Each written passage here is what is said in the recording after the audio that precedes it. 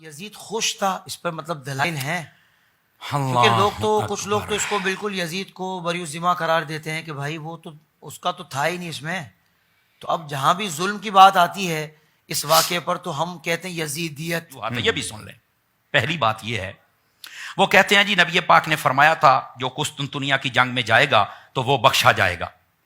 تو یزید چونکہ گیا تھا تو بخشا گیا تھا. تو میں نے کہا پتہ ہے آپ کو وہ پہلا قافلہ کب گیا تھا؟ پہلے قافلے میں تو یزید تھا ہی نہیں. یہ اللہ تحقیق بات کر رہا. واہ واہ. ٹھیک ہے، پہلی بات. دوسری بات، یہ نبی پاک نے خبر دی تھی؟ یہ بالکل کم از کم 20 سال پہلے دی تھی. تو میں نے کہا تم تو نبی کا علم غیب مانتے نہیں ہو ظالمو، اب مان رہے ہو یزید کو جنتی بنانے کے لیے غیب کو بھی مان رہے ہو. تمہیں شرم نہیں آتی ہے؟ یہ دوسری بات. سمجھ آ رہی نا جی؟ اور تیسری بات ہے، یزید اس قافلے میں نہیں گیا تھا، وہ تو بعد میں بیٹھ کر وہاں شرابیں پیتا تھا اور بیٹھ کے جناب وہ اشعار پڑھتا تھا کہ میں بڑا خوش ہوں. وہ سارا کچھ موجود ہے کتب کے اندر. یہ تم کیوں نہیں پڑھتے ہو یار؟ تم صرف حدیث قسطنطنیہ کو دیکھ کر جناب اس کو جنت میں ڈالنا چاہتے ہو. اور ظالمو، اس کو جنت میں ڈالتے ڈالتے تم خود بھی اس کے ساتھ جنت میں جاؤ گے. خدا کا خوف کرو. جی ایک وجہ یہ ہے، اور اس کا پس منظر وہ بھی میں نے چند لفظوں میں عرض کر دیا. دوسری وجہ یہ ہے، جو اس کو بچانا چاہتے ہیں وہ پتا کیا کہتے ہیں، یزید تو وہاں تھا نہیں، اس کا کیا قصور ہے، وہ تو اپنی جگہ پہ. کمال والی بات. اگر وہ وہاں تھا، مان لیا ابن زیاد ابن سعد ان سب نے کام کر دیا، امام حسین شہید ہو گئے، تو چاہیے یہ تھا نا ان سب کو پکڑ کے قتل کروا دیتا کہ جب میں نے کہا نہیں تھا تم نے یہ کیوں کیا. جی بالکل ٹھیک. تو یہ دلیل نہیں، کیا اس کی رضا پر یہ دلیل ہے، اس نے کچھ نہیں کیا. دوسری بات، جہاں امام حسین مدینہ میں تھے تو وہاں کا گورنر بدل دیا، مکہ میں گئے وہاں کا بدل دیا، کربلا میں گئے وہاں پر کبھی ہور، کبھی ابن زیاد، کبھی عمرو ابن سعد، کبھی شمر ذی الجوشن، یہ کیوں بدلے؟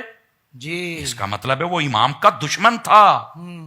لوگ کہتے ہیں دلائل کوئی نہیں. کیوں نہیں تمہارے پاس دلائل یار؟ امام حسین کے لیے، ان کے حق پر ہونے کے لیے تمہارے پاس دلائل نہیں ہے؟ اللہ اکبر اللہ اکبر. خدا کا خوف کریں. ایسے لوگ شرم سے ڈوب کے مر جانا چاہیے جن کو حسین نظر نہیں آتا ہے. یزید کی طرفداری کرتے ہو اور ان کے لیے دلائل ڈھونڈتے، وہ تو وہاں تھا نہیں. یہ آج کا بھی اصول ہے، جب بھی کوئی کام ہو نا تو ظاہر سی بات ہے جو حکمران ہوتا ہے وہ بے شک اسلام آباد میں بیٹھا ہو، مجرم وہی کہلاتا ہے. اس کی حکومت میں ہوا ہے، اس کو چاہیے تھا بعد میں پکڑ کر ان کو پکڑتا، سزائیں قرار واقعی سزا دیتا، نہیں دی ہے. تو یہ دلیل ہے اس کی رضا پر. اور تیسری بات، لوگ کہتے ہیں کہ اس پر کیا دلیل ہے؟ جی اور بھائی وہ کمینے کا غصہ تو ابھی ٹھنڈا نہیں ہو رہا تھا، اسی لیے تو اس نے مدینے پر حملہ کروایا. اللہ، یہ تو شہادت حسین کے بعد ہوا ہے نا. یہ تمہیں نظر نہیں آتا؟ یزید کے طرفداروں، مکے پر حملہ کروایا، منجنیکوں کے ذریعے پتھر پھینکوائے گئے، آگ لگ گئی خانہ کعبہ کے اندر. مدینہ شریف کی کتنی 3 دن کے لیے نمازیں نہیں ہوئی، یہ تمہیں نظر نہیں آیا؟ اور باتیں کرتے ہیں کہ اس پر دلیل کیا ہے. اندھے ہو گئے. جیسے ان لوگوں کے حلالی ہونے پر دلیل کوئی نہیں ہے نا، ویسے یہ سمجھتے ہیں کہ شاید ادھر بھی دلیل کوئی نہیں ہے. خدا کا خوف کرو. بالکل ٹھیک کہا آپ نے.